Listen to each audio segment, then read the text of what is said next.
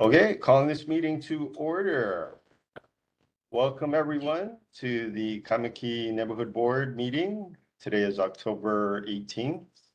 Time is 6:31 p.m. Going to our agenda, first order of business is filling of vacancies. We have one vacancy on our board on Sub-District 3. Are there any volunteers for this position? Sub-District 3, Kaimuki Neighborhood Board.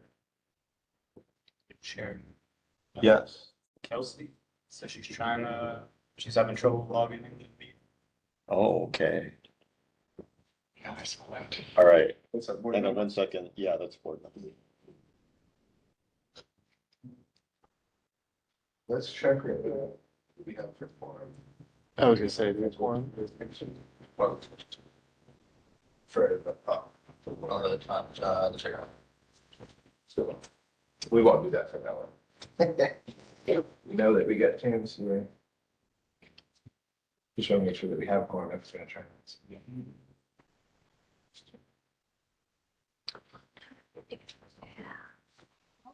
Four, We have 5 at the moment. five.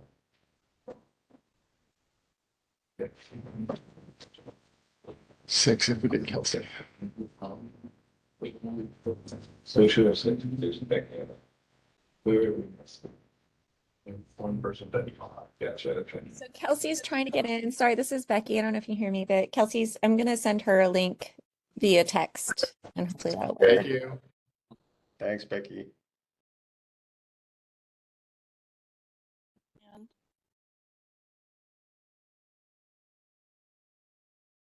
While we're waiting and we got first responders, did you want to Yeah, why don't we move on? move on to the next one, come back to this one? Yeah, Judy. okay. So moving on the agenda, we've got our monthly city-state reports. First off, the Honolulu Fire Department. Good evening, Captain Welch with the Kaimuki Fire Station. This is a report for last month's stats. 0 structure fires, 0 brush fires. We had 1 nuisance fire, 2 activated alarms with no fire. 52 medical emergencies, 1 motor vehicle collision with a pedestrian, 2 without pedestrians, and 2 hazmat incidents. No mountain rescues and no ocean rescues. I don't know if you guys, well, if you've noticed, this is our fire prevention month in October. So we have been doing all kinds of school visits. The kids come in here. We've been doing displays all over the schools. All the fire stations have banners up, and the theme this year is cooking safety. So the national campaign is promoted throughout the month of October. This year's theme is cooking safety starts with you. Pay attention to fire prevention. Cooking fires are the leading cause of home fires and home fire injuries. Unattended cooking is the leading cause of cooking fires and deaths. What can you do? The good news, you can prevent most cooking fires and burns. Help your family be safer with these simple, effective tips. Turn pot handles toward the back of the stove. Always keep the lid nearby when cooking. If small grease fires start, slide the lid over the pan and turn off the burner. Then watch what you heat, set a timer to remind yourself what you're cooking, and have a kid and pet-free zone of at least 3 feet around the stove and areas where food and hot drinks are prepared. And that is that. Are there any questions for the fire department? Thank you, Captain. Any questions for the Honolulu Fire Department? Yes, Jason.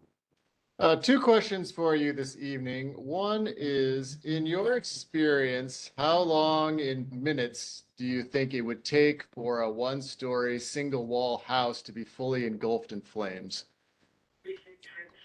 I mean, you're talking about a Hawaiian style single wall house. It's really quick. I mean, like under 10 minutes from like the very start of it, like the first candle catching the curtain or something. It's gonna be like 5 to 10 minutes, somewhere in there. And then That was my assumption. I appreciate your confirming. that's fire coming out all the windows, you know. Yeah. But newer construction makes a big difference with drywall and different other fire prevention stuff comes along with new construction.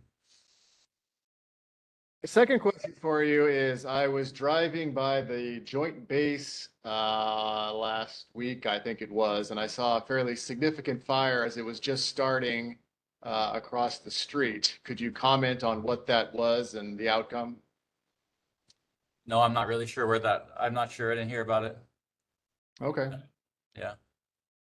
thank you. Yep. All right. no problem.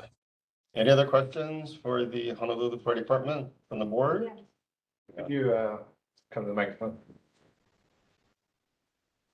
Yes, thank you. This is my first time attending a neighborhood meeting, and Welcome. I'm happy I'm here.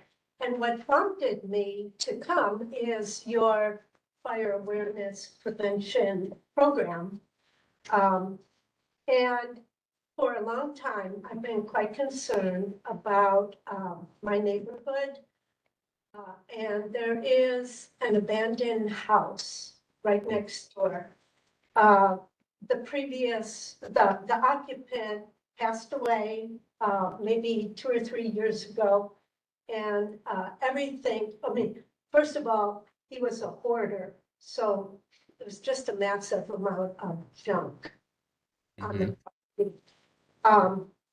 And it's been neglected for a couple of years. And one of the neighbors has started clearing some perimeter, but what's happening is the junk is just getting shifted. And recently was shifted along my fence. So I'm becoming more aware. And of course, with all our events, I think I would be remiss not to start doing something. Mhm.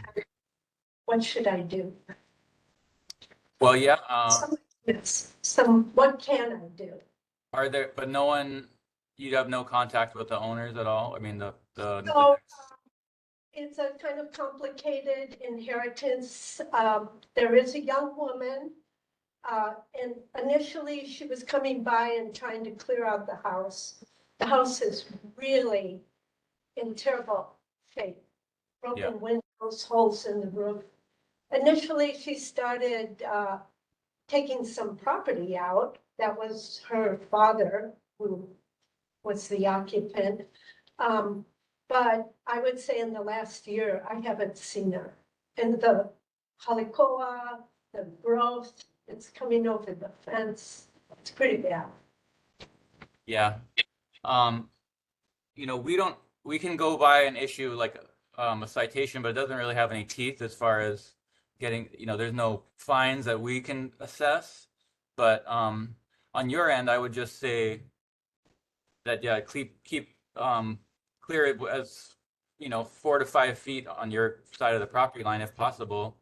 Fires in neighborhoods, it's not like, do you have brush right behind your house too, like wildland, or is it just in a neighborhood?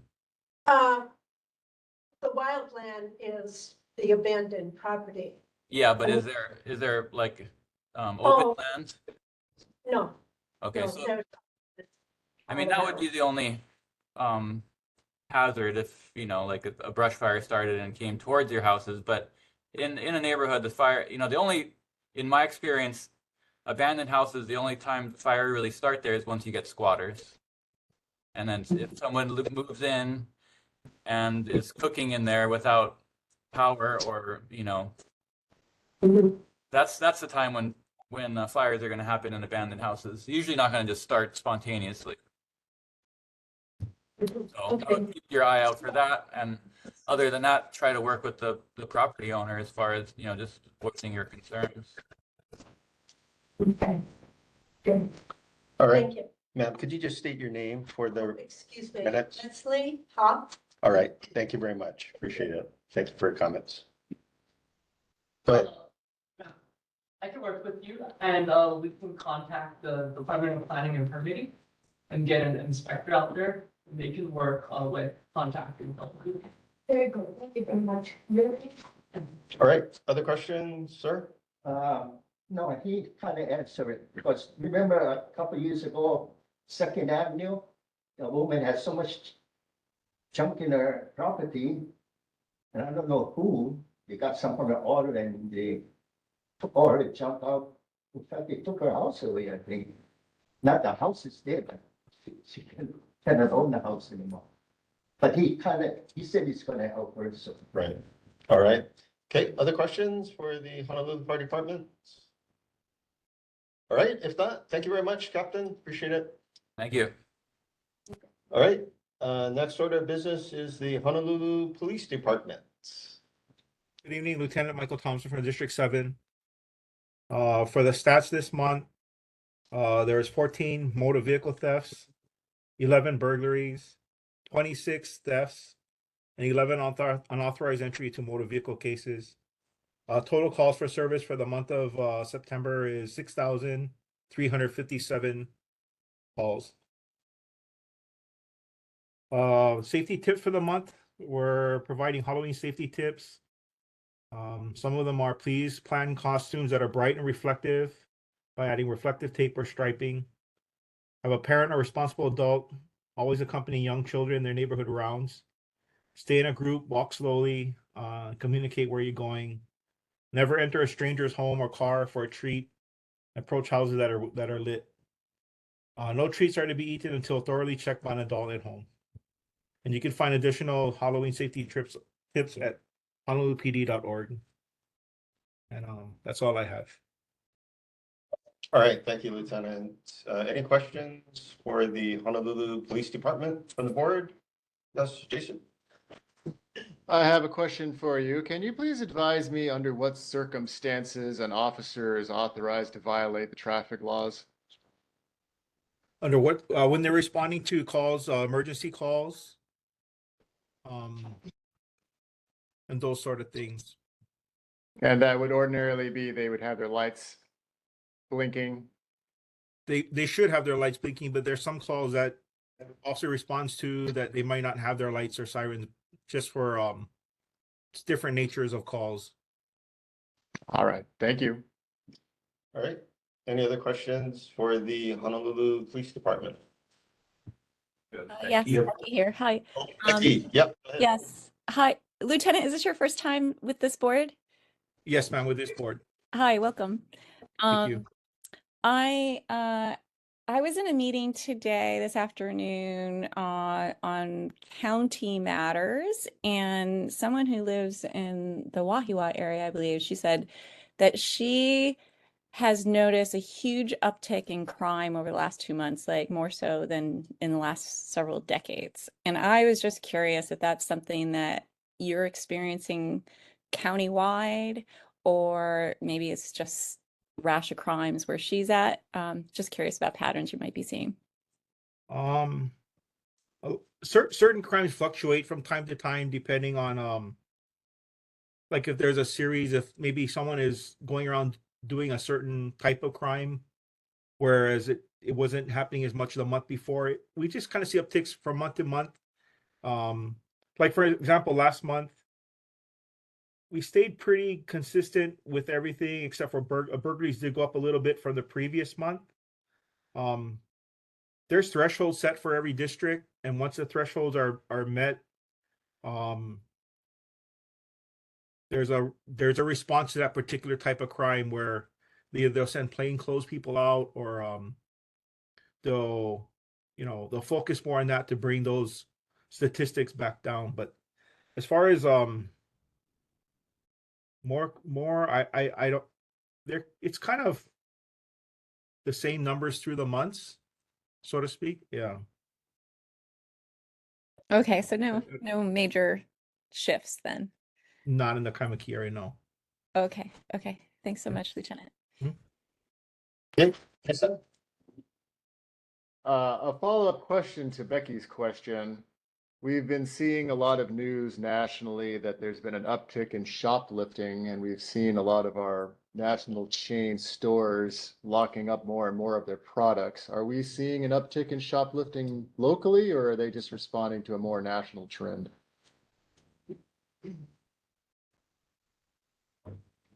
Yeah, I don't see a big uptick like how we have in the mainland. Where they have the organized groups that come in and they just brazenly ransack the store. They do occur, but not in the frequency that it does in the mainland. Yeah, not so much. That's good to hear. Thank you. All right, other questions for the Honolulu Police Department? All right, seeing none, thank you very much, Lieutenant. Appreciate Thank it. you. Okay, our next report is from the Board of Water Supply. Lorna, are you there? Yes, I'm here. Can you hear me? Yes. Okay, good evening, Chair and board members. My name is Lorna, I'm from the Board of Water Supply. Quick announcement for this month. There was one main break in August, and that was on Sierra Drive on a 6-inch main. The announcement I have for this month is about Imagine a Day Without Water. So you guys are all invited by the Board of Water Supply and its partners for this year's Imagine a Day Without Water event. It's occurring this Saturday, October 21st from 10 a.m. to 2 p.m. at the Freshwater State Recreation Area in Wahiawa. It's a little far for you guys, but come on out and enjoying the fun.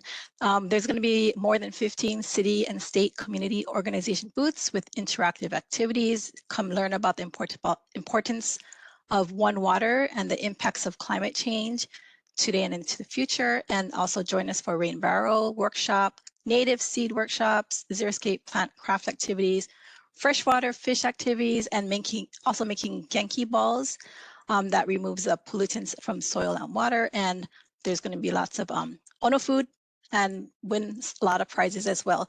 If you want to get more information on this event, look at our website at www.boardofwatersupply.com/One Water Hawaii.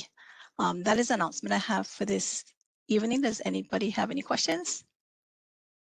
All right, questions for the Board of Water Supply?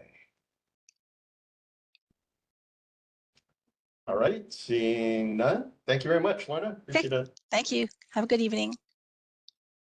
Have a good evening. All right, our next agenda item is public input, an opportunity to provide input or comments to the board. We request to the extent possible, you limit your comments to 3 minutes each. Is there any public input this evening? All right, seeing none, we'll move on to our presentation for this evening, which is also from the Board of Water Supply regarding the Wilhelmina Rise 811 Reservoir Project.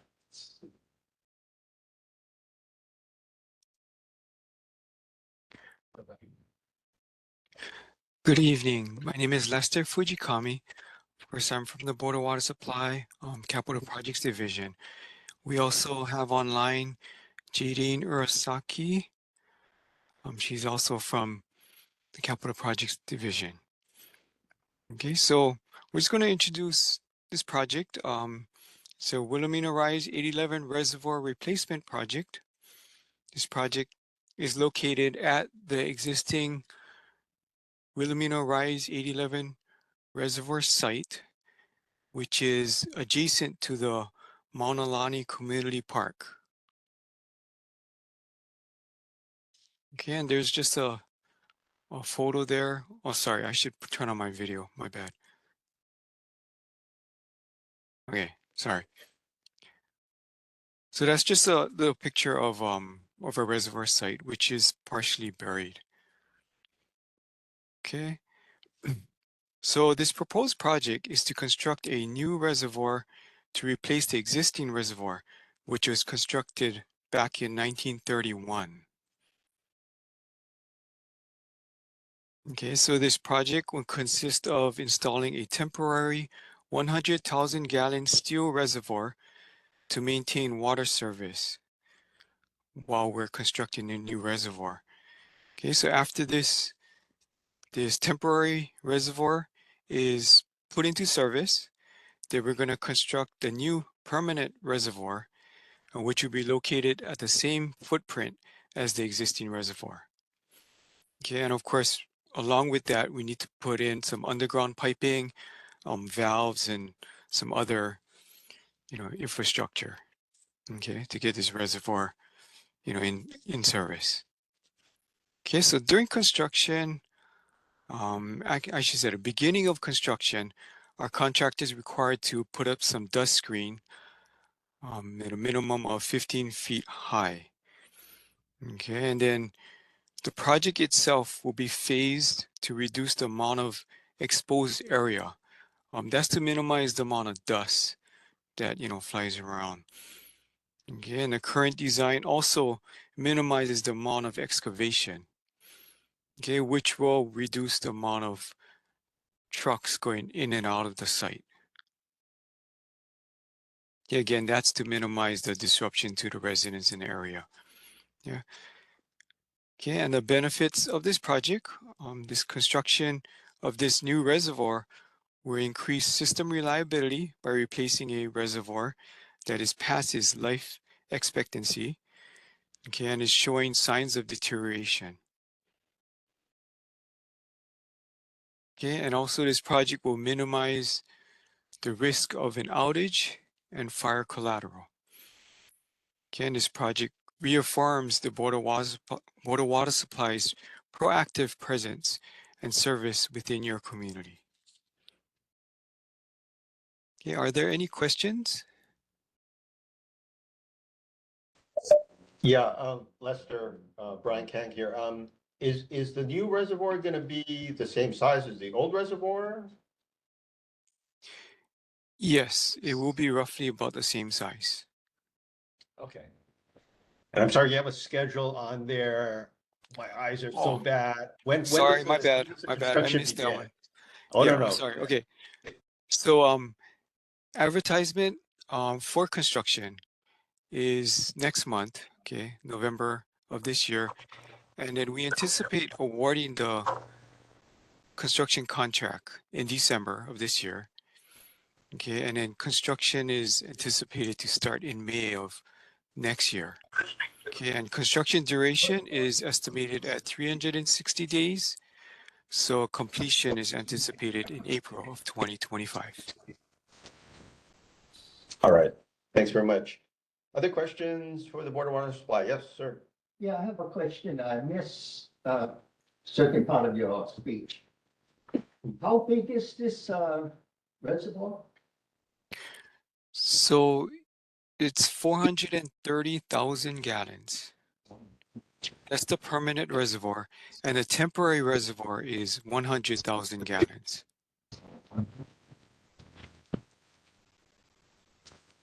Okay, thanks. I just missed part of your speech, so. All right, any other questions for the Board of Water Supply? For this project? Judy. Oh, Judy, go ahead. Aloha.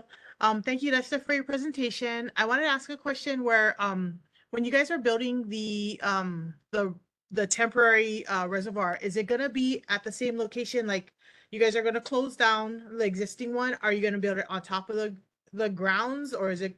Because I noticed the picture of it from above. Where exactly would the temporary reservoir be while you're Yeah, so while you're doing the permanent one? you Thank see you. where the cursor is moving around? Yeah, It's roughly in that area. okay. And it's gonna be above ground and everything's gonna be Yes, hooked up that way.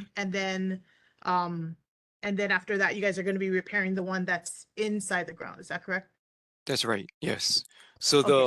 the permanent reservoir will be partially buried, just like the existing one. Okay, mahalo. You're welcome.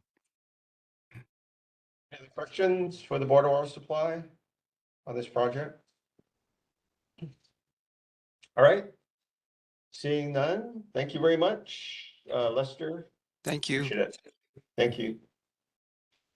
All right, moving on to community updates.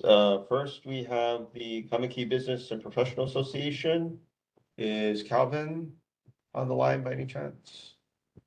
I do not see him, so we will move on to the Hawaii Bicycling League and a monthly update from Eric McCutcheon. All right, thank you so much. Good evening, everyone. All righty, we have been talking micro mobility, tiny transportation, to get people out of their cars and avoid being one person driving one car going 1 or 2 miles. We're gonna do a little switch today. We're gonna go mass. So once we get this screen sharing, we're gonna join Uncle Frank and see our big brothers, big sisters, the bus and the handy van and Skyline. All right, we're gonna see what's so good about this, why we should be using this more.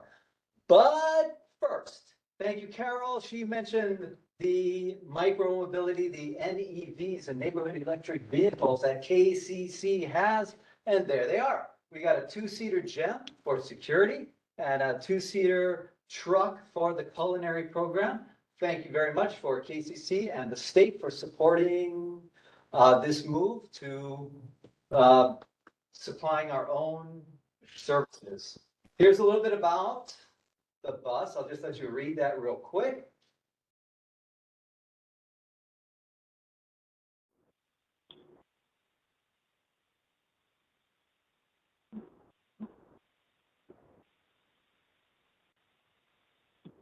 So it's nice to see KCC and city and county putting some money where their mouth is. There is a program to power our own transportation here in Hawaii.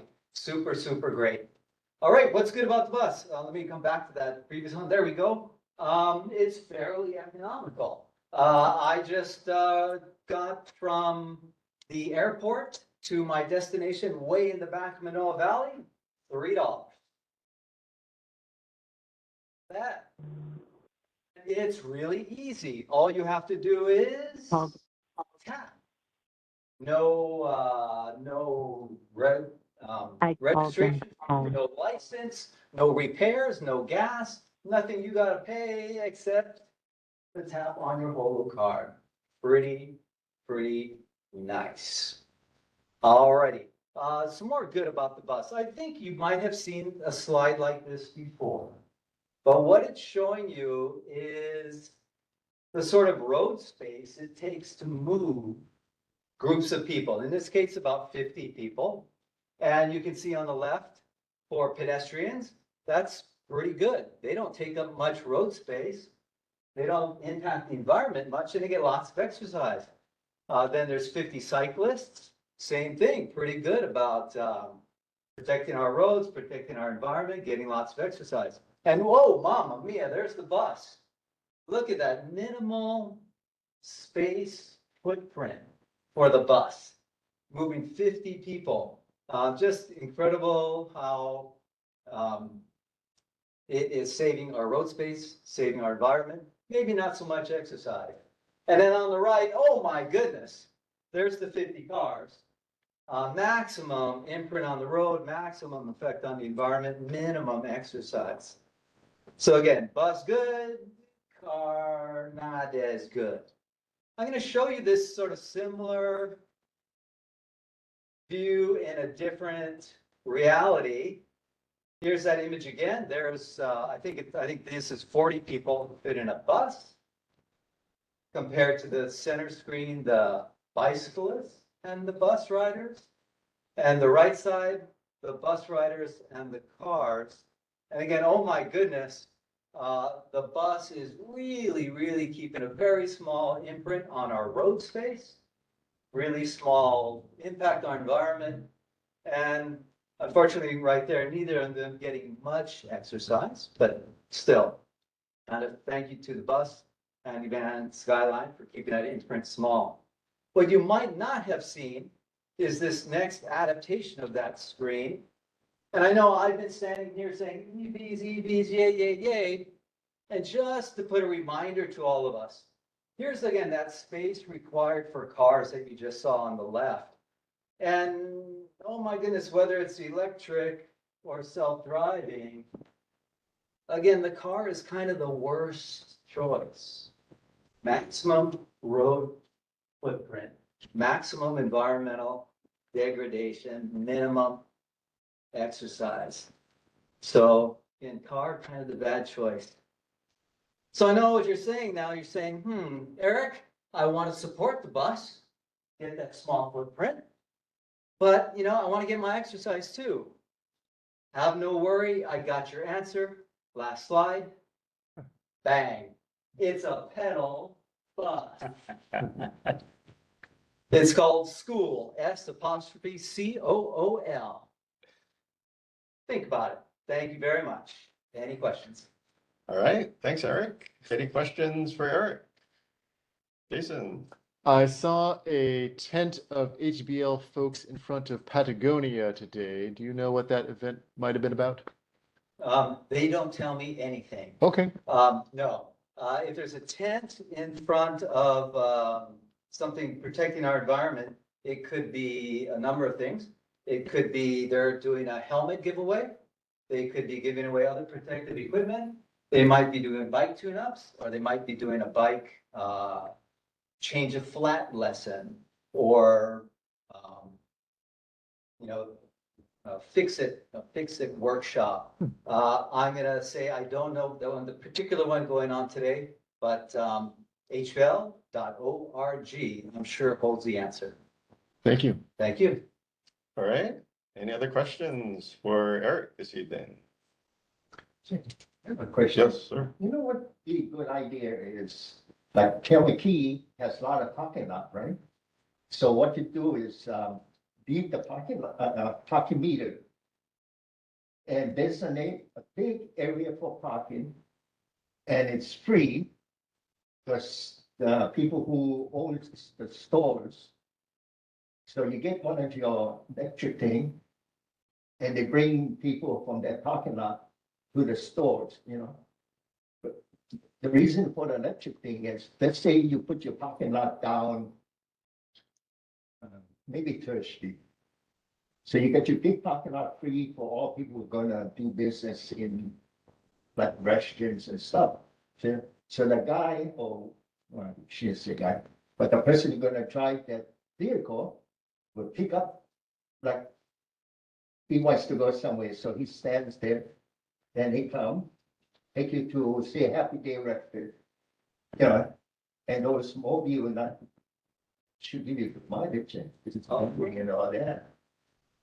Because, I mean, with so many parking meters, you gotta walk pretty far to get an empty space. So you can get park in a big lot.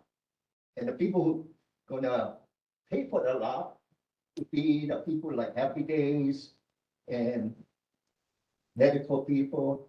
Because medical people don't even give you a validation out of it. So you gotta pay the meter. So, it's a All right. good idea for that. Thank you. I'm hearing that we could have school going up and down Waialae. People in the pedal bus just getting off where they need to get on. All right.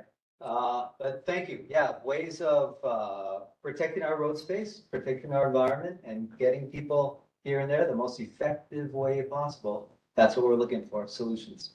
All right, thank you. Thank you. All right, thanks, Eric, appreciate it.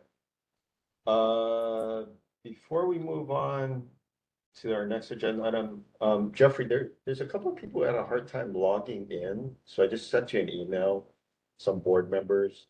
I don't know if it's possible to send them an alternate. Is there another link or something?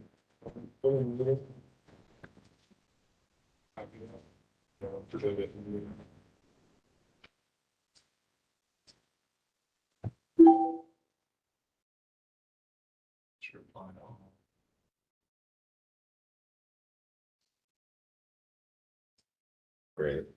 Thanks very much. Okay, great, thanks. Okay, so moving to our next agenda item is Kapiolani Community College update. Carol Chico.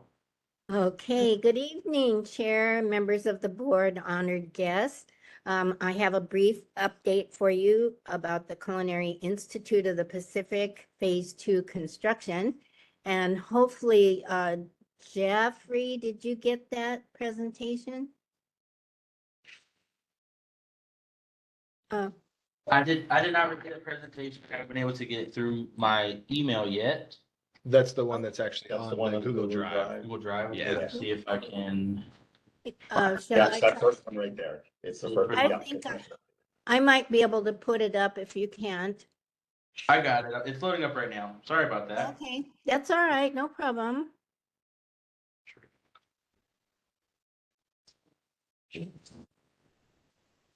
Perfect. Okay, a lot of this is going to look familiar to you because, you know, I've been trying to keep you up to date as much as possible. But there are some things that you'll see that will look like a significant progress. Okay, so the first slide, Jeff, the next slide. I'll give you okay. This is looking toward Diamond Head at the restaurant and auditorium building. And what has happened here is they have now put toward the cement for the loading dock. And the curbs and sidewalks, you know, have been put in. And there's a stormwater detention basin. And then right here in the front, you might be able to see, you know, the rock walls that are by the garden terraces. Those are going to be quite nice. Okay, next slide. Okay, this is the looking so that you can see the auditorium, which is on the left here, lower left. That's the auditorium. And then the restaurant is to the right, you know, the upward right. And they have been putting the aluminum doors and windows into the facility.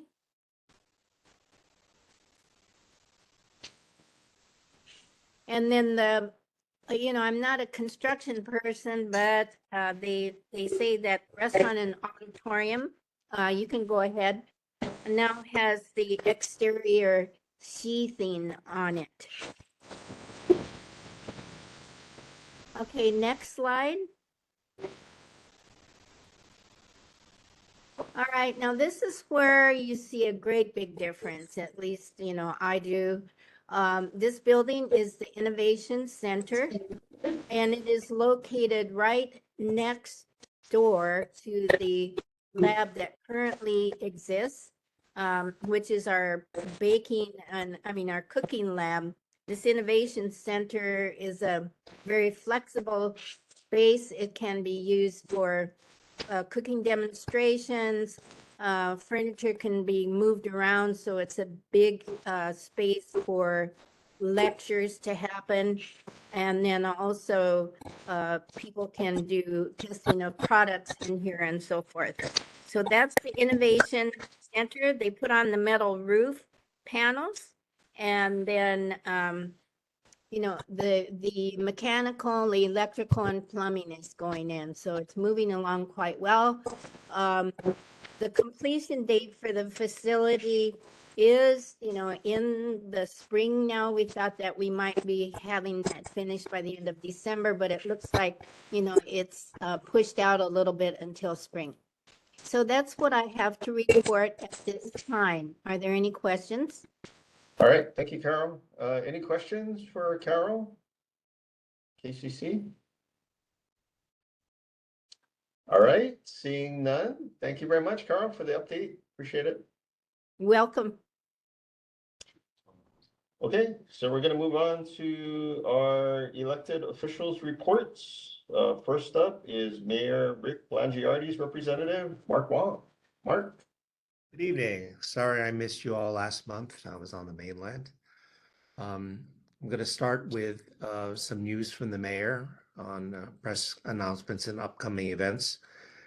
The first is the mayor's stance on enforcing public welfare laws, and this has to do with dealing with the homeless and the ACL's lawsuit against the city for trying to enforce these laws.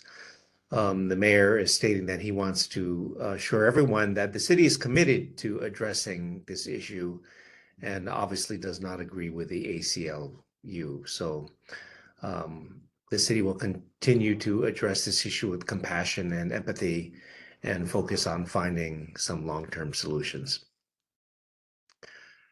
The next item is about the Safe and Sound Waikiki Initiative, which marks its first year, where the Mayor Blangiardi joined Prosecutor Attorney Steve Alm, Council Chair Tommy Waters, and community and law enforcement leaders to celebrate the anniversary of the initiative, which has seen a reduction in crime in Waikiki.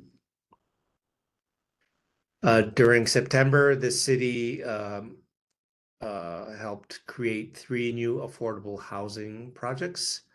And some of the other projects that are currently underway are Parkway Village in Kapolei, Kihapai Place in Kailua, and Holly Vaiolu in Chinatown.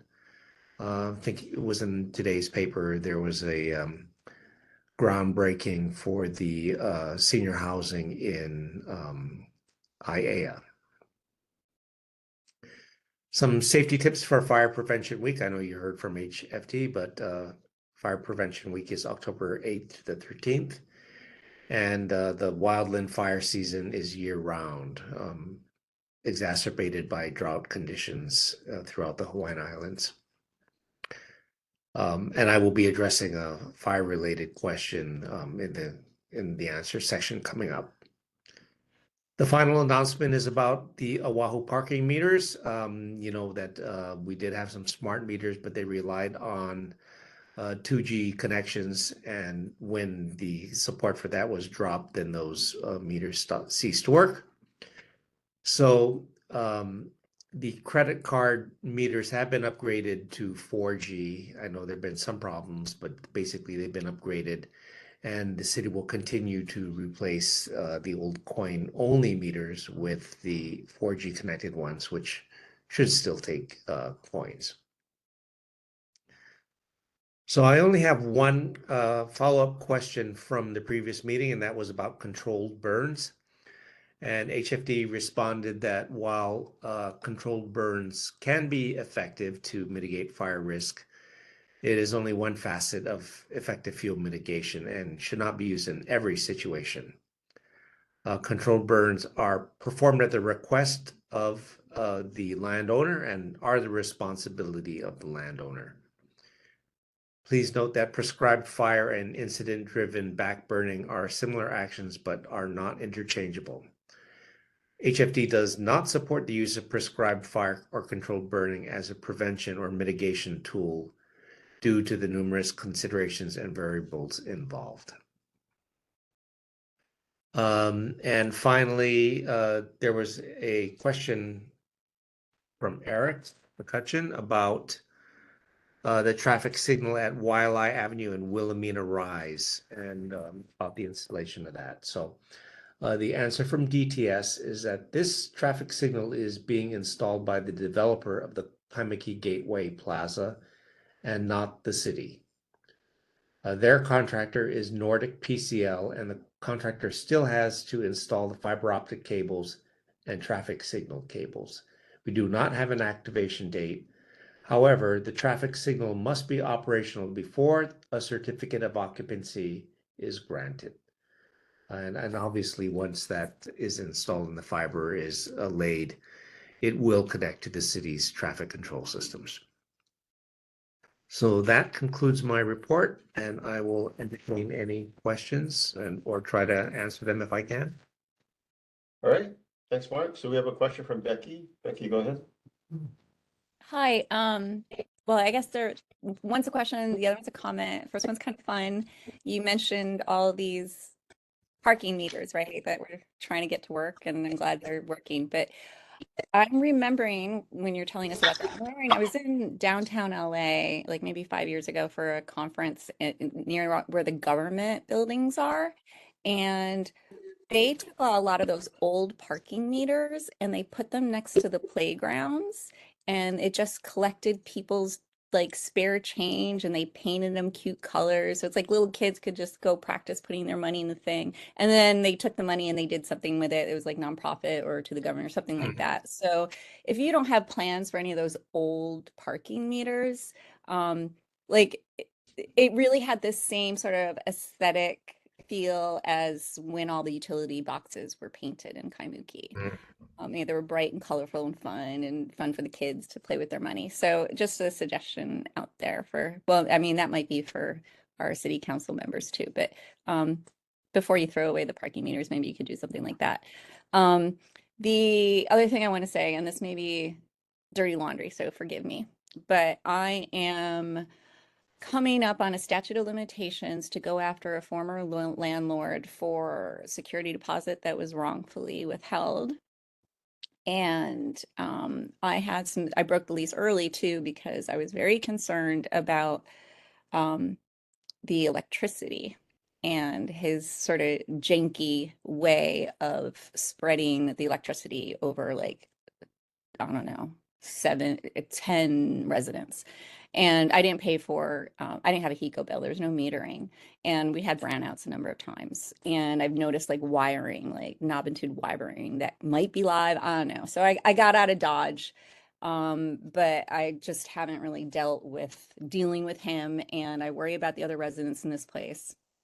I am wondering, and I actually just filed a complaint. I found through DPP a complaint form, and so I filed all that. So I'm just wondering, what can I expect afterwards? Because there was nothing on the website that says like, oh, you should get a response in X number of days, or this is the next like I just went into a computer and I don't know what happens next. So if you know, or maybe next month, like.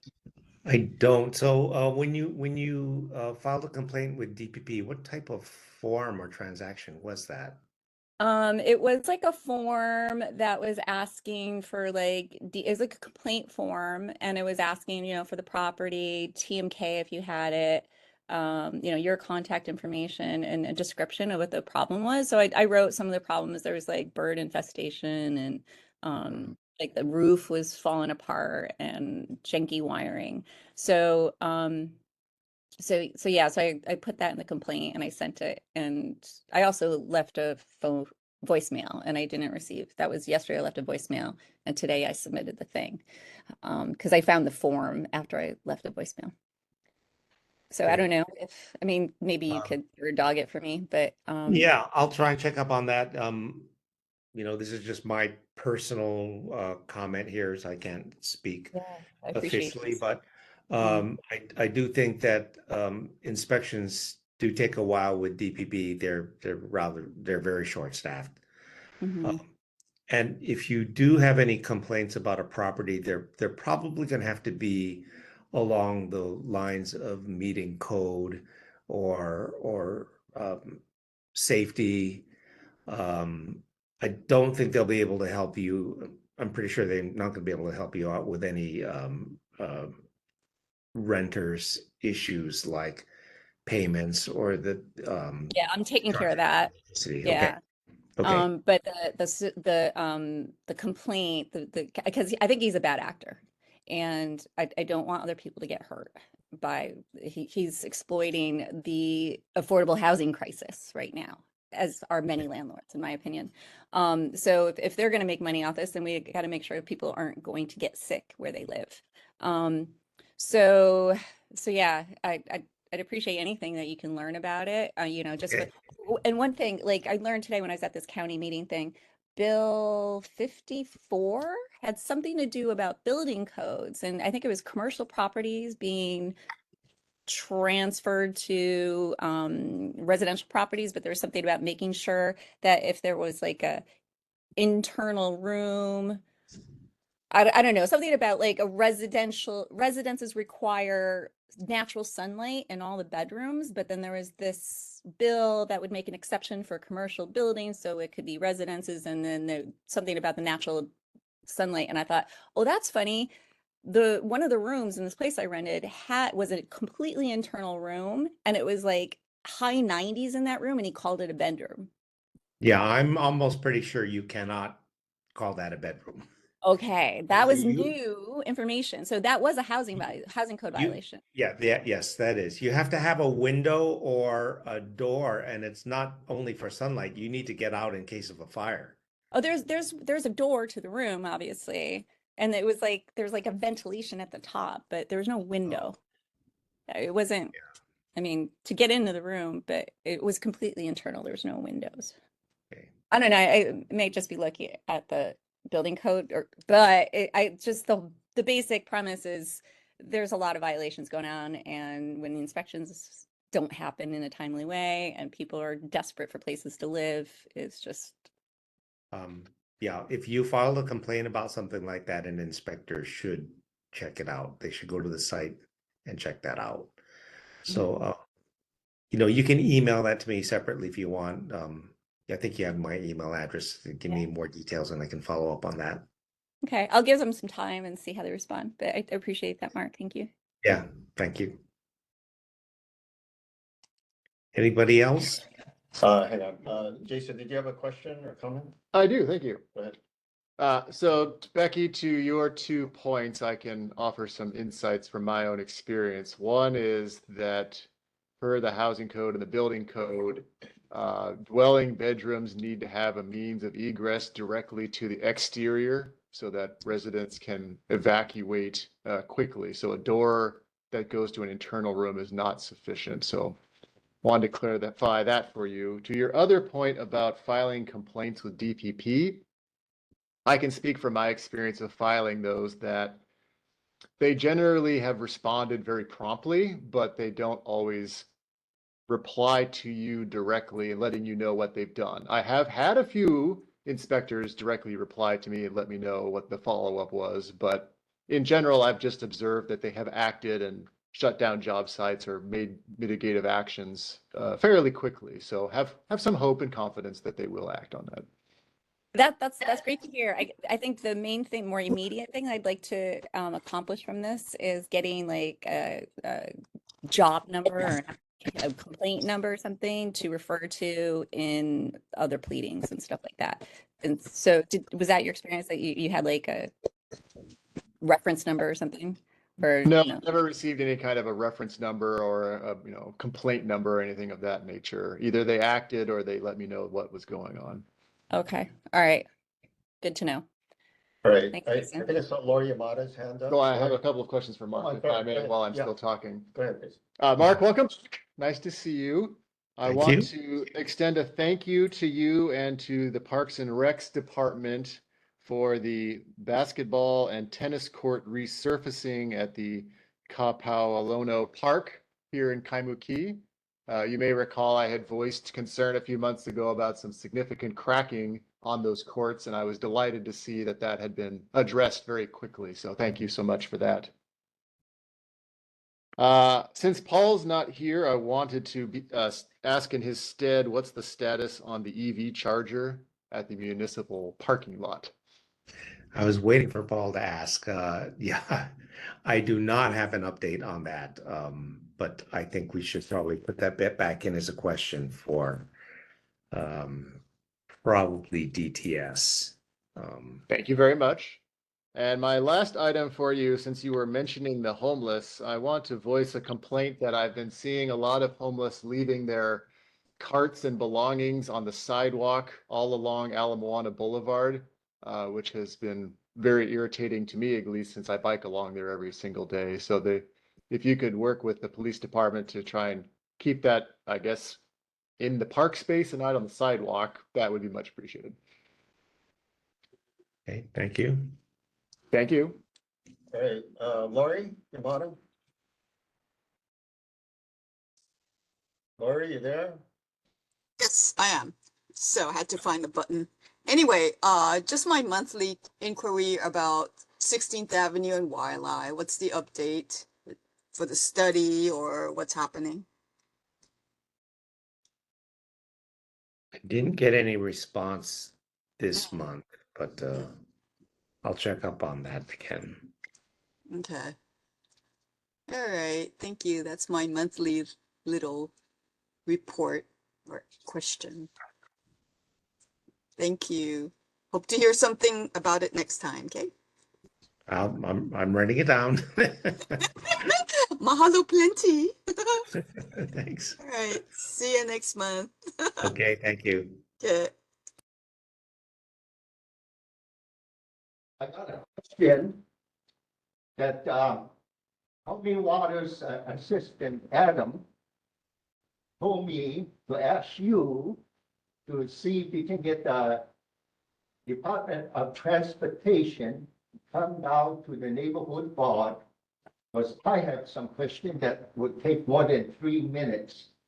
And I'd also like to have him, well, I don't need to say him or she, but that person to come, because I want to show him the road and ask him what's wrong with 13th Avenue. Because I've been trying to get the bus to come up 13th and Hardy. And some says they don't like the turns, and some say they don't, it's out of the business area and all that. So if you can get that person to come to the neighborhood board, not on Zoom, I don't want to be limited to 3 minutes. Did you hear me? I don't know if you can hear me. Yes, I hear you, and I'm going to be perfectly honest with you. I think we've put this in front of them at least a dozen times, and the answer always comes back that the buses cannot make that turn. Wow. And I know I appreciate your persistence, but I really don't believe that asking over and over and over is going to change their answer. If the Okay, yeah, isn't a new director here? Since when I asked before with somebody else?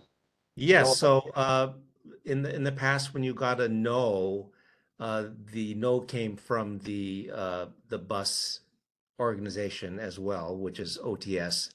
And the director for many years was Roger Morton. Roger Morton is now the director of DTS, and you're not going to get a different answer from him. He's the same person that's been running that ran the bus for over 2 decades, I think, maybe even 3.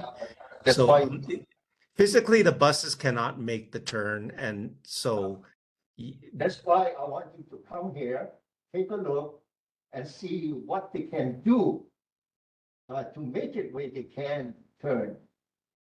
Since he's the director, he could come look at 13th Avenue and Harding and see what can be done. You understand what I'm saying?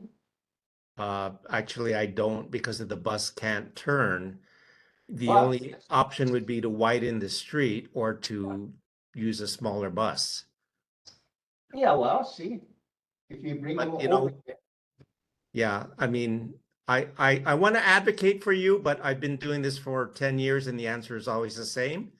But then that wasn't Roger. Now you want Roger, so maybe he has a different idea. So let's bring him over here. He's a public servant.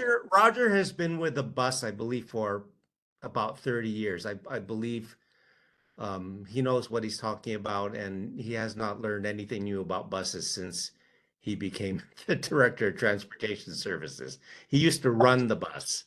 He got the bus now, so maybe the turn radius is better. So let's bring them over here.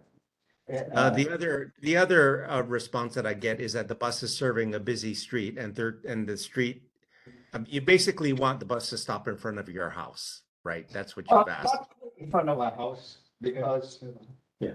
All right, sir. I'm sorry, sir. We're gonna have to go. already 3 minutes up. That's how you have to come. I'll talk to Roger and I will relay you his answer. Okay? All right. Do your Okay. best.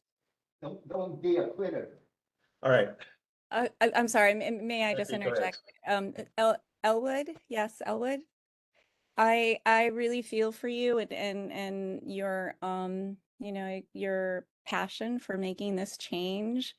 But I have to agree with Mr. Wong that I think it's highly unlikely you're going to make any change on this question when they do research as to like the frequency, the need, what makes most sense with the timeline. So I'm sure they have a lot of engineers that figured like, I'd love the bus to stop in front of my house, but I'm not going to make that request because I'm going to leave it up to the engineers to make those determinations. And I think the trouble is, and I just feel like I have to say this as a board member, we probably dedicate way too much time on this question. And there's so many other things we need to deal with when we know that the answer is going to be no. And so Elwood, I say with aloha, I'm so sorry, but I will just respectfully request that you refrain from bringing this question before us so we can move on with new questions.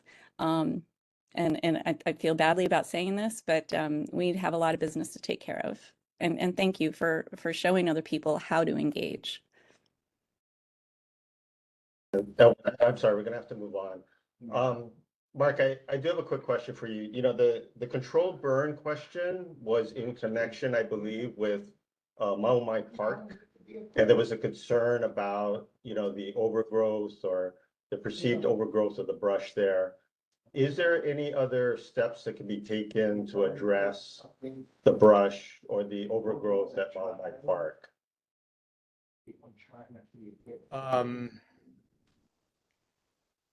So I see the question went to HFD and DEM, and maybe the question, I believe that's DPR though, right? They actually run that park, so maybe the question should have gone to them. I think this was done while I was gone, so I don't really have the background on that. But I'll run that around again with DPR, and yeah, I mean, the brush is a fire hazard as well, right? So. Right, yeah, so that was a concern. I think that's where the concern arose, was specifically with Maumai Park. Yeah, you take a look at that. Okay. Okay, all right, All right, we're gonna have thank to you. move on. So thank you very much, Mark. Appreciate it. All right, moving on to Councilmember Tommy Waters. Thank you, Chair, members of the board. My name is Adam Du with Chair Tommy Waters. Speaking of Maumai Park, we did submit a request to the mayor's office. It was referred to DPR, Department of Parks and Recreation. So they are looking into it. We can trim back the vegetation. I'll try my best to get a response back by the time of next meeting. There was, following from last meeting, questions about feral chickens on private property and public property. We do have feral chickens up by the municipal lot and the state DOT or DOE, I think it's the food distribution building. So we are trapping feral chickens in the municipal lot. We've also contacted DOE to take care of the chickens on their property. The city also has extended feral chicken removal service to private property. Previously, CSD, the Department of Customer Services, as vendor Sandwich Isles would only trap feral chickens on private or public property, but now they will be doing it on private property as well at a reduced cost. If you have feral chickens on your private property, you can contact 808-456-7716, or you can also go on sandwichisles.com.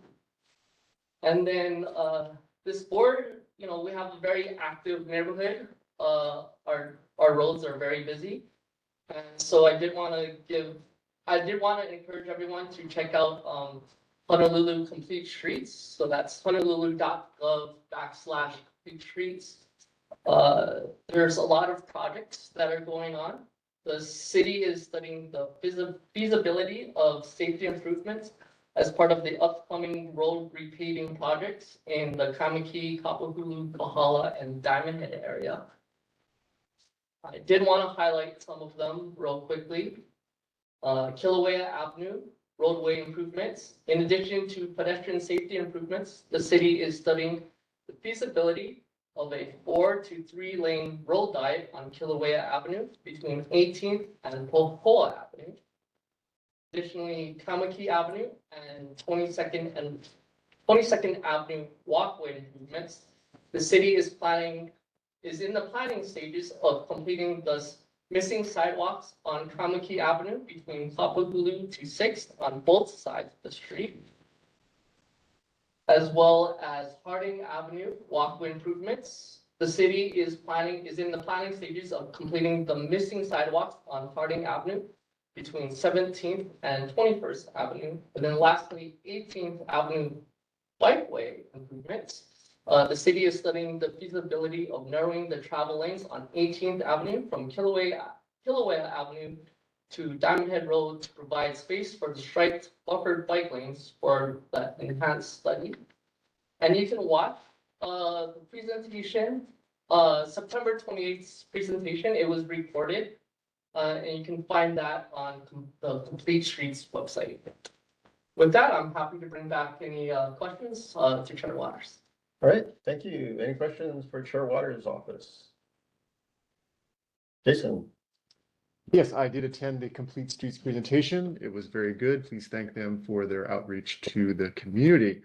My question / comment for you, as well as for Mark, now that it comes to my mind, is I just read today a very troubling article in Civil Beat about shenanigans at DPP again and the gross disparity in permit time durations that are being reported. So I want to bring that to Chair Waters and the mayor's office's attention to please see what more we can do to clean up this department, because as part of the building industry, I am the unhappy recipient of their behavior on a daily basis.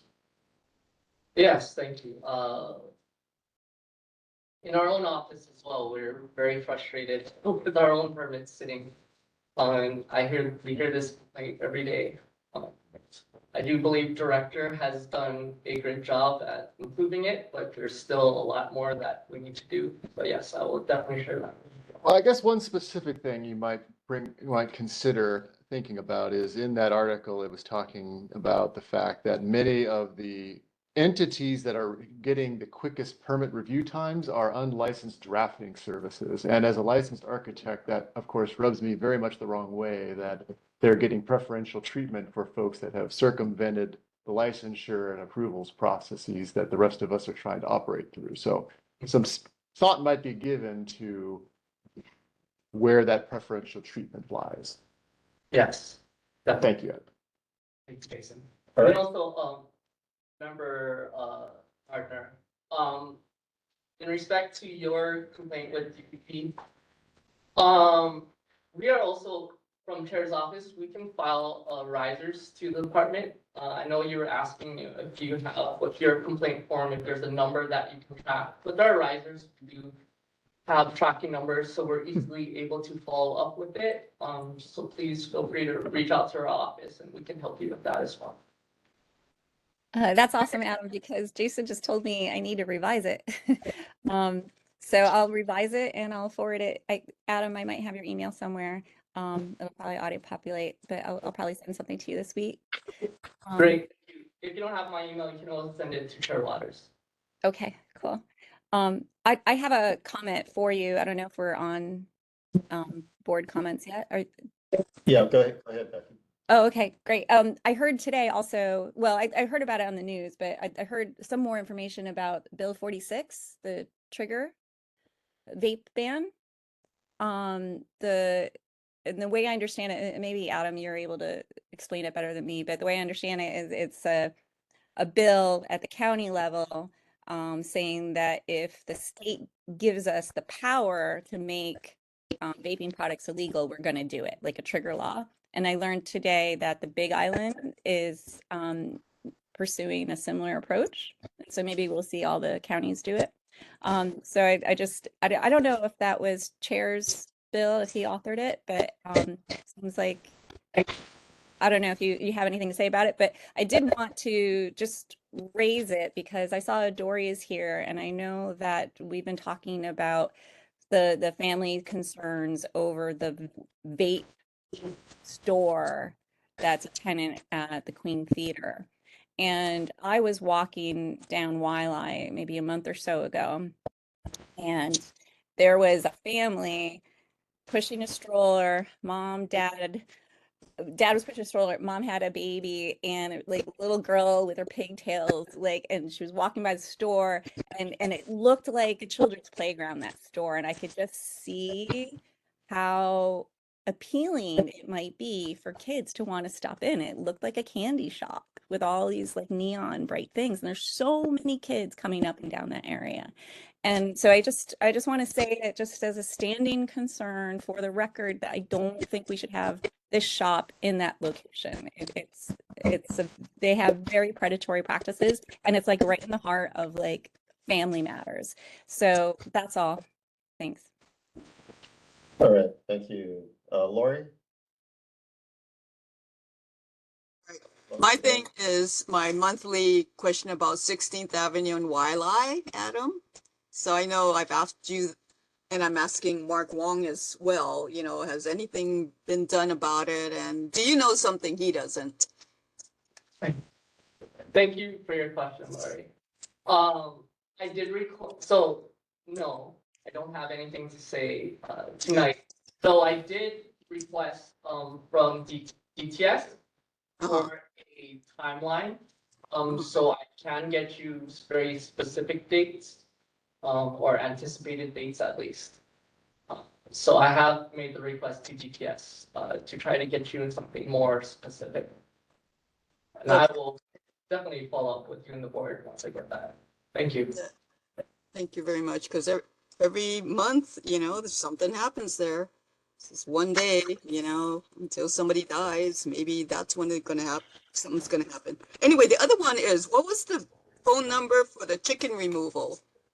Yeah, great question. So if it's on city property, you can call the Department of Customer Services. That's 808-768-4381 or complaints@honolulu.gov. And then if it's on private property, you can contact Sandwich Isles at 808-456-7716 or sandwichiles.com. Oh, Sandwich Isles, that's the, okay, I see. All right, thank you so much, Adam. Thanks, Lori. All right, thanks, Lori. See ya. Elwood, go ahead. Another question, especially sidewalk improvement on Harding Avenue. I don't recall, after 16th Avenue, there's any sidewalks. It's mostly dirt and people park their car there. So which area are we talking about? What's that? Harding? Yeah, Harding, and I heard something about that. Between 17th and 21st Avenue. You're gonna put sidewalk there? Correct, the missing sidewalks. Because right now it's just dirt. And people park on it. Same way 18th Avenue. You're gonna put sidewalks, so they're gonna be parked on the cement, the sidewalk.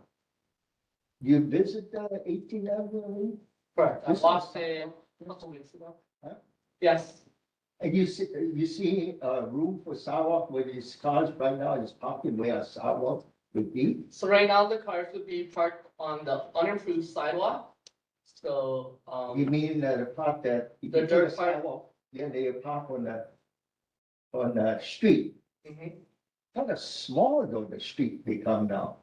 18th Avenue, because one side or is it two sides gonna have sidewalk? I believe on both sides.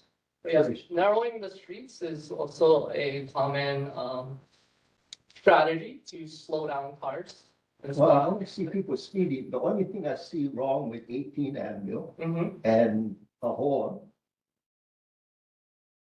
Two side, they got this bush. You gotta go pretty far out to see if a car is coming from a whole both direction. Because the bush is sticking pretty out. Okay, yeah, that's something I could look into. You said that's on Pohoa and 18? Yeah, when you come up there, Yep, you got the line that says stop. Yep. But if you stop right there, you can't see what's coming this way or this way.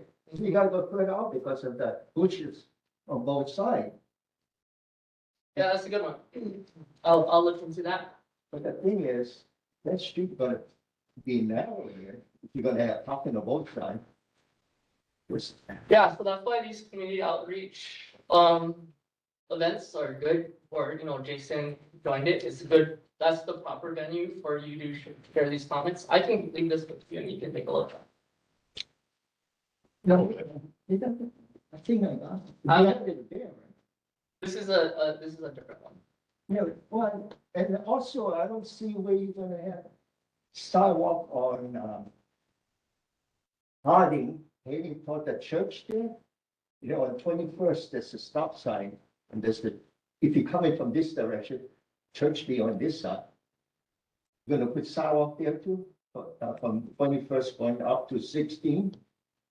Because I don't see sidewalk on there. People park their car on the dirt there, where the sidewalk would be.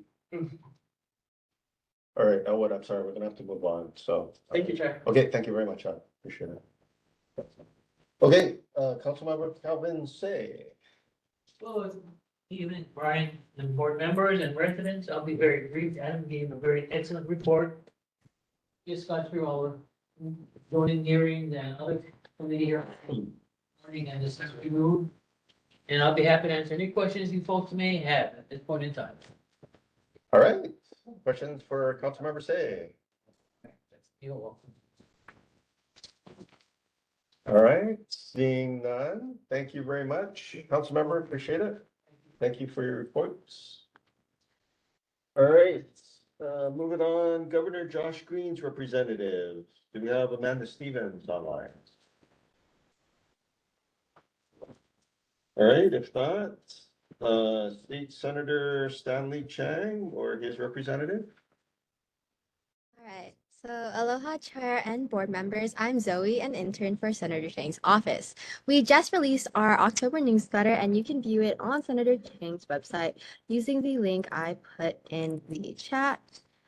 And then next, Senator Chang is hosting a housing conference on November 15th from 9 a.m. to 2 p.m. You can register using the link in the chat. A host of speakers have been invited to discuss the rise of social housing in America. And also, you can sign up for the housing newsletter with the link below that. We also wanted to talk about Hawaii's free public library card, one of the most valuable school supplies a student can have. Families can save money and get tools that kids need to succeed.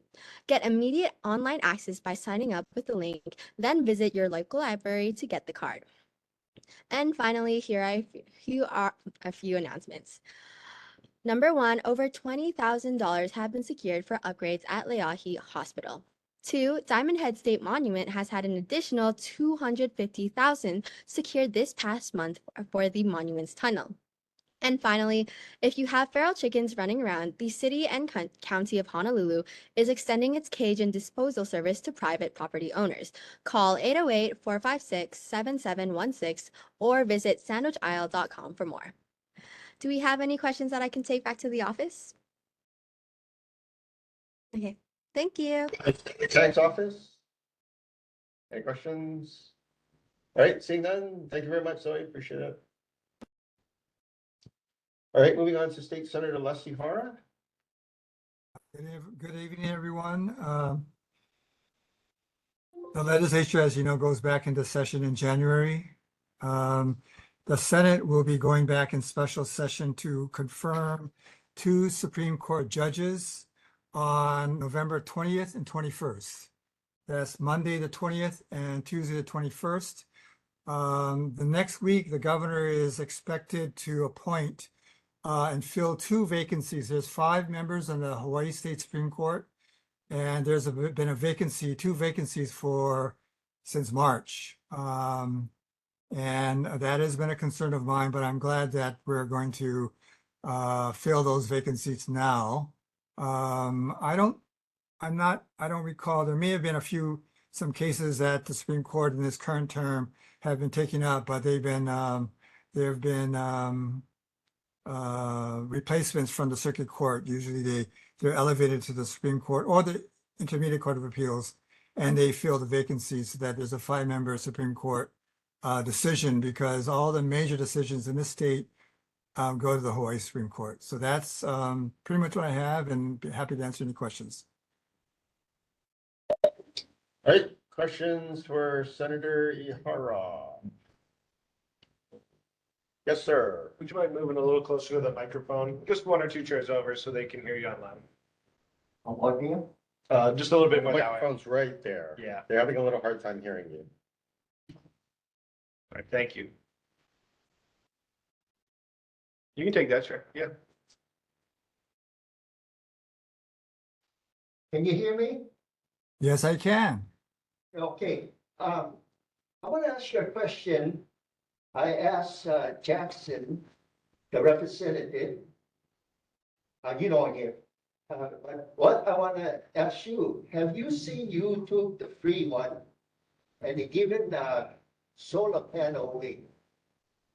Have you seen that commercial? No. I guess you Just can't. got back from the mainland. I don't recall it, but I've been away for the past week. So if there's anything this past week, I would have missed it. You mean what? I can't hear you now. He said he's been away. Oh, I you- haven't seen it. Yeah, I you don't haven't seen know it. what you're talking about. So you don't know what I'm talking about? What? You don't know what I'm talking about? Correct. Oh, hey, if you got YouTube, watch it. You'll hear that commercial comes on every once in a while. There's 11 state was choose to get free solar panel. Oh yeah, I've seen that ad. Don't believe the ad. Okay, that's what I want to hear about. Yeah, You said don't believe the ad. Simple. Next. Yep. Was there some kind of catch in there? Yeah, of course. But no, don't believe the ad. Don't waste your time. Oh, yeah, there's two people doing that, and one is a man Yeah, and so one. it's not worth our time. The what? It's not worth our time discussing unless you want to, if you want to buy, then maybe go to vet it, check it out. But if we're not going to buy, then we can spend our time on important matters. Well, it's free. You're not buying it. They claim it's free. Okay, we're gonna have to move on. All right. Well, So you said don't waste your time on it. Yeah, I Okay? wouldn't. That's my personal, not senatorial, but my personal, with all due respect, it's not, I personally don't think it's worth a minute of your time. All right. Okay. Okay, we're gonna have to move on. So any other questions for Senator Ihara? All right, seeing none, thank you very much, Senator. Appreciate it. All right, Representative Jackson Sayama. Hello, Chair, members of the board, members of the public. It's nice to see you. Recently came back from Fukuoka, Japan, on a sister state delegation with Representative Kobayashi. There, we reaffirmed our sister state relationship with Hawaii, Fukuoka being the first sister state relationship in Hawaii history. We consider the relationship we have with Fukuoka to be extremely important. Unfortunately, this year, Governor Ariyoshi, who has roots in Fukuoka, was unable to make it. And so I went on his behalf along with Rep. Kobayashi. We had a very fruitful conversation with Governor and the Assembly Chair over there. And we also visited the hometowns of Governor Ariyoshi, former Senator Daniel K. Inoue, and astronaut Onizuka, who, again, all three of them have roots in Fukuoka. So we hope to continue our relationship with them, not only through cultural exchanges, but recently Anuenue Schools in Palolo sent a delegation of students and principal to a sister school in Fukuoka, and many more have sent students from their schools as well. So through education, and in 3 years' time, we will be celebrating our 45th anniversary. So hopefully we will be engaging in more cultural, educational, and maybe commercial activities as well. But we are also there to honor and support the Hawaii Festival in Fukuoka. They have over 50 hula halaus that participate in this Hawaii Festival, which we were amazed by. And it really goes to show how much the people of Fukuoka really love Hawaii's culture and history and are eager to come back to Hawaii once the yen dollar is more favorable, as it's about 150, 140 yen for them right now. That being said, still, there are plenty of people coming from Japan to Hawaii on my plane, which is probably how I got sick. So that's why I'm staying home right now and with this mask. But over these next few weeks and months, I'll be hosting a town hall tomorrow for the St. Louis community regarding wildfires and other recreational activities going on at the Waihila State Park. I've reached out to the City County Department of Parks and Recreation regarding the Maumai Park, regarding, you know, fire mitigation. And so I'm sure you've heard that from other reps, city and state, during this meeting. And finally, I'm organizing a weekend legislature, essentially a legislative simulation in November 10th and 11th for professionals to basically role play as state legislators at the Hawaii Capitol. Over the 2 days, they will be simulating committee hearings. They will be voting on legislation that has been introduced in the past. All of this is to really bridge the gap between working professionals and the legislative process, to help them better advocate for their issues and understand the process along the way. So if you're interested, please reach out to my office and we'll send you information.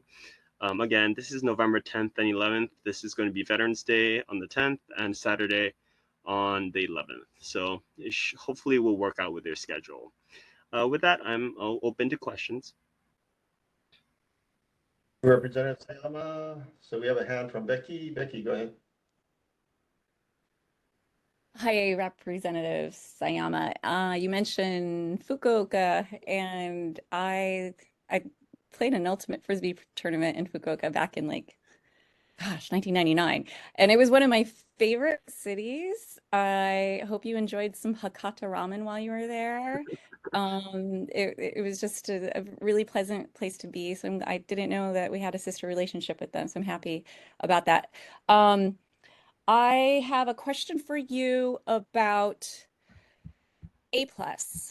I Yes. seem to recall a couple, I don't know, a year, maybe 2 years ago, you mentioned that you were working on legislation on A+, and it seems like it's resolved now, but I was in a position last year where A+ was short of staff and I was on the waiting list. And so my workday got cut almost in half because I did not have A+ services. So I really felt that financial impact for like a semester, maybe more. It was a long time. So my interest was piqued when you said that you had legislation that was going to ensure that A+ was okay. So I'm wondering, are you going to be sorry, time out for 1 second. I just want to announce for the people who know my daughter, Miko Kawai, she was recently elected as president of Liho Liho Elementary.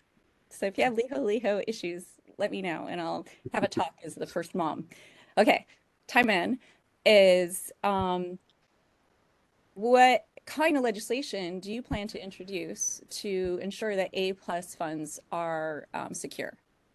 So like you said, Becky, you know, a lot of the families that are struggling with the A+ program, it's mostly a staffing issue with the different nonprofits that we contract with through the DOE. So I think for our areas, it's YMCA that is contracted, and I've worked with some of the staff before, but usually they're college kids who are part-time workers who admittedly don't have maybe the expertise or the time to dedicate year after year their services to this program. So the funding we had, or the legislation I had in the past, that got folded into the budget because there was a risk of the A+ programming becoming more expensive.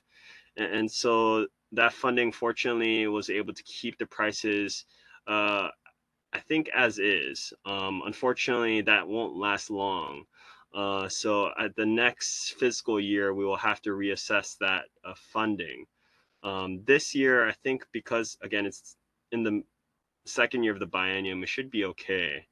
I'm not too sure how the state's fiscal well-being is going to impact the A+ program, but I could look into that for you. But Yeah. yeah, that's a really critical program that we really shouldn't. We need Yeah. more resources, if anything. So you said the bill that you introduced got folded into the budget? Yeah, basically it just requested positions and funding. What Uh, was the bill number? Do you have that? don't have it off the top Or of my can you bring head. it back next meeting? Yeah, I could do that. And then I'll see about advocating for it, but I want to look at the language. Yeah, and I'll work back with the A Plus program advocates as well to see any new legislation that could be introduced to help their program as well. Yeah, because it really does result in lack of dollars Yeah. for working parents. Like really, really, and I just had to wait. So, luckily my kids are getting older, so it's better. But we need to, especially what we learned from the pandemic, is like we need help with childcare. Mm. And you're hamstringing so many caregivers, which are mostly women, and you're preventing them from contributing to their family economies. So if you can introduce something that's hopefully going to help you when you have kids and your partner, right? So Yes. that's all. Thanks. Thank you. Other questions for Representative Sayama? All right, seeing none, thank you very much, Representative, appreciate it. Best Thank you, Jay. wishes for speedy recovery. All right, our next report is Representative Bertram Kobayashi.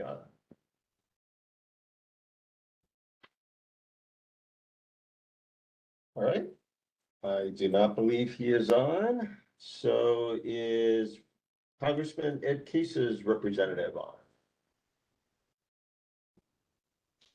All right, doesn't appear to be so. All right, are there any announcements from the board?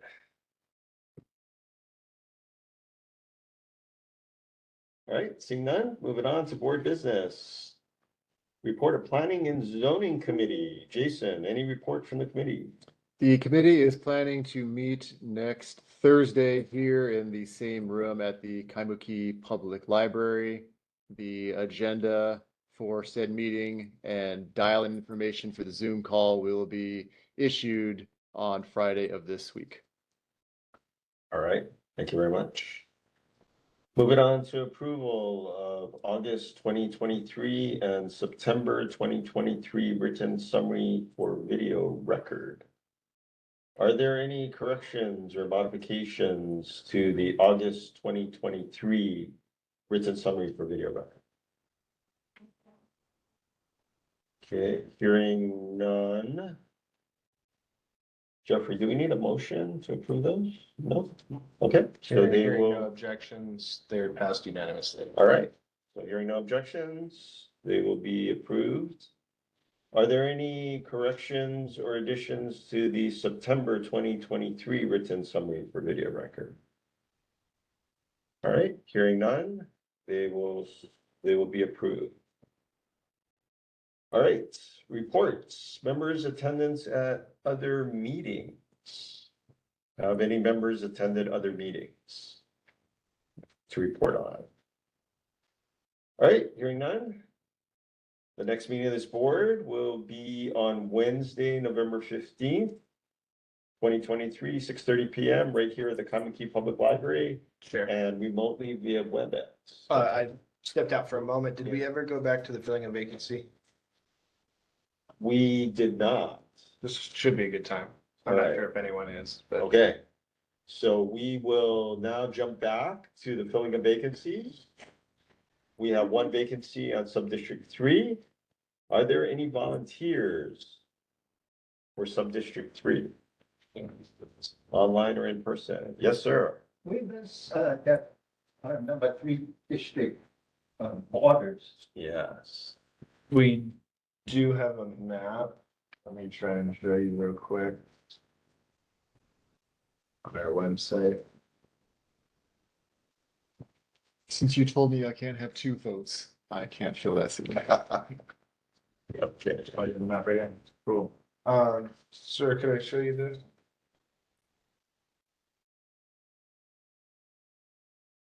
I'm just familiar with the area. It's a rough map. But if you think you live in there, we can also just verify your address. No, I just lived right here, next street. So this, that won't work, right? 13 Avenue is a district. Yeah.